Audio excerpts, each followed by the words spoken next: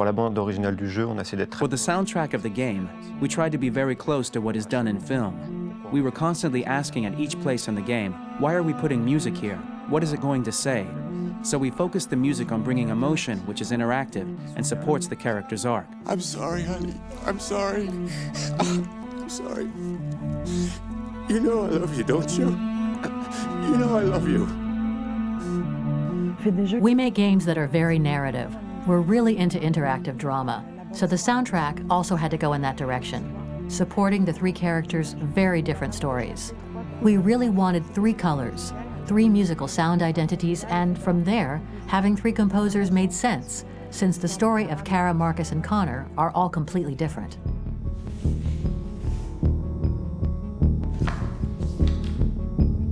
You recognize him?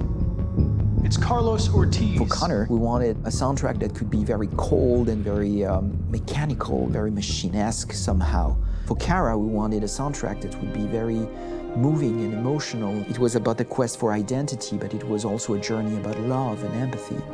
And for Marcus, we wanted something epic, something that would really represent the grand aspect of his quest. And we were very fortunate to find three incredibly talented composers, and working with them has been a dream, honestly.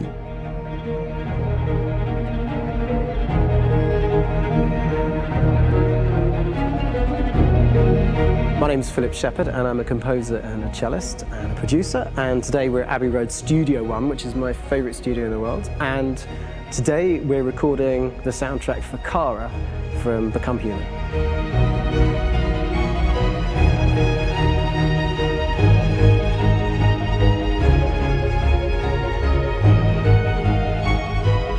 So when I compose a big project, I often travel just to kind of get out, and get some fresh air and some inspiration.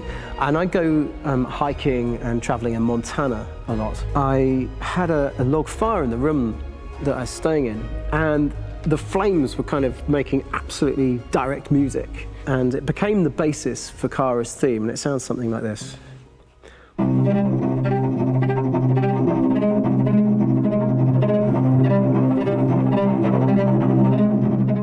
Now, over the top of that, I found a little theme that just seemed to fit over the top, which is taking Kara's name, Kara, and just using like a two-syllable motif, and it sounds like this.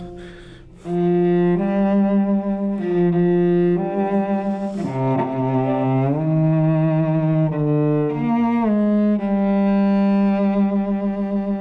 going to pull through this, Alice. As long as we're together, nothing can hurt us.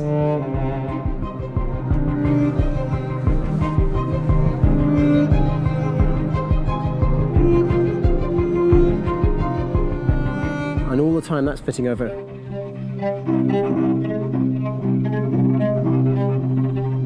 So it kind of works in lots of levels. And in fact, every single theme in the score has one of those elements built into it, and it becomes sort of the DNA of every single tune.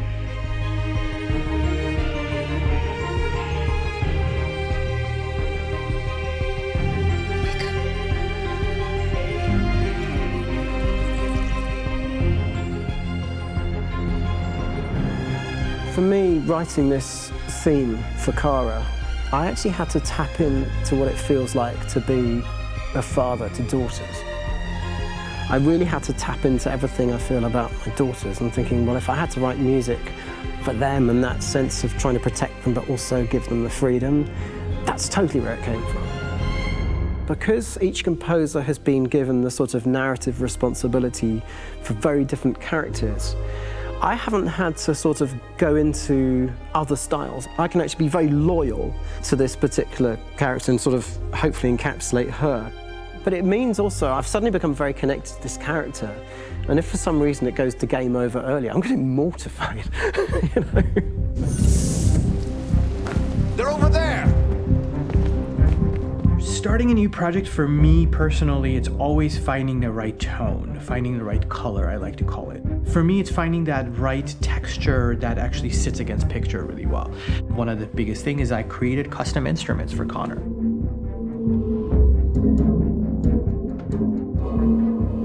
I pulled out all my vintage synthesizers to be able to capture this robotic person, if you will. My approach to all of these custom instruments is that I hear the sound in my head. And either I could just come into the piano and just be like, all right, so I'm gonna just get on the computer and just create it. I rather be able to play these instruments physically. Oh, that's nice. You can do the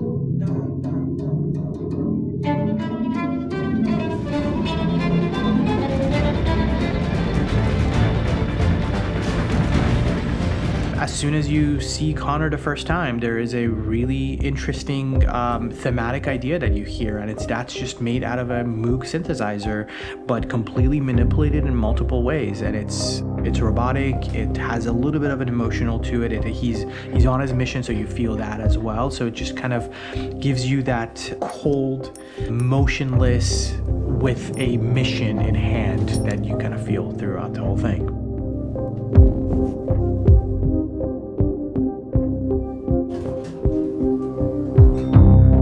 Because the music evolved, one of the things that I was very weary and I was very kind of focused on was the way that the music has to evolve. So my idea behind it was that Connor is a singular android that could at any point become a deviant or could actually stay as an android. So I created a more or less an Connor theme, and then I was able to just manipulate it in different aspects of it. Is everything okay, Lieutenant? Chris was on patrol last night. He was attacked by a bunch of deviants. I'm a human being writing for a robot, and throughout Connor's journey, he meets someone, he meets a partner. So how do you deal with a robot feeling? And I've met a partner that I'm gonna work with, or all of a sudden he sees a dead body. Does this robot have an imagination? Does this robot have a feeling? And if yes, how do you translate that into non-emotional music? So it basically at any point I was just like, I can't do this, and then I just do it. Property was damaged and fires continue to rage in several major districts across the city. Some people are asking, have androids become a threat to our security? When I first started really digging in on Marcus, the one thing that I really tried to capture was the transformation process. You know, Marcus is this android that evolves over the course of the game and really goes from kind of figuring out that he's more than just an android. You know, he's starting to develop kind of a human soul in a way. Try to imagine something that doesn't exist, something you've never seen. Now concentrate on how it makes you feel and let your hand drift across the canvas.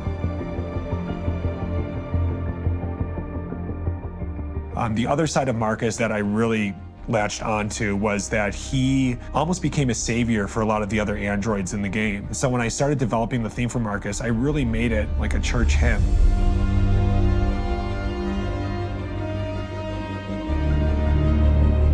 I wanted it to be very simple. I wanted to make it a chordal melody. I really wanted to make it almost like a Bach hymn. The tough thing with that is it had to be recognizable. If I made it too complex from a harmonic standpoint, it would be hard, I think, for people to kind of pick it out and recognize it. It's very acoustic derived, but it's also been treated with a lot of effects and things to kind of put it into the space that I felt the sound should be in. It can be beautiful, it can be haunting, it can be extremely powerful from an action standpoint, and I'm really happy with the way it turned out. The music is there, but it's subliminal and it's emotional, and people are feeling it, and it's not distracting. And that's tricky with a game like this, where you have to have a lot of ins and outs like that, where the music kind of has to get in and out of these moments. This is a war we're fighting with the humans. If we fail, they'll destroy us. I think the game's been put together so well where I just wanted to make sure that I wasn't ruining the emotion.